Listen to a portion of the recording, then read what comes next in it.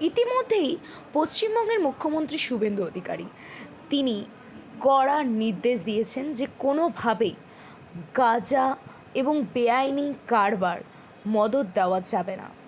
এবং মুখ্যমন্ত্রীর এই নির্দেশের পরপরই আমরা দেখতে পাচ্ছি তাহিরপুর থানার বড় সাফল্য।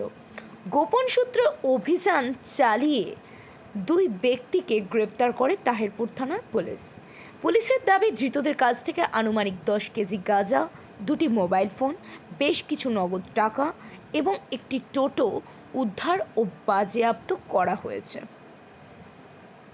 ধৃতদের নাম বিশ্বজিৎ কর্মকার ও প্রতীক প্রামাণিক, দুজনেই শান্তিপুর থানার কন্দখোলা এলাকার বাসিন্দা বলে পুলিশ সূত্রে জানা গিয়েছে। পুলিশ সূত্রের খবর অনুযায়ী ধৃতদের আদালতে পেশ করা হলে পুলিশি হেফাজতের আবেদন রাখা হয়। ঘটনার তদন্ত ইতিমধ্যে শুরু করেছে তাহিরপুর থানার পুলিশ। এদের মূল পাণ্ডাদের খোঁজাই একমাত্র টার্গেট। নাম পাওয়ার পরই পুলিশ অপেক্ষা করছে শুধু আদালতের পক্ষ থেকে পুলিশ রিমান্ডের। তারপরই শুরু হবে সক্রিয় অভিযান মাদকদ্রব্য যারা বিক্রয় করে তাদের বিরুদ্ধে।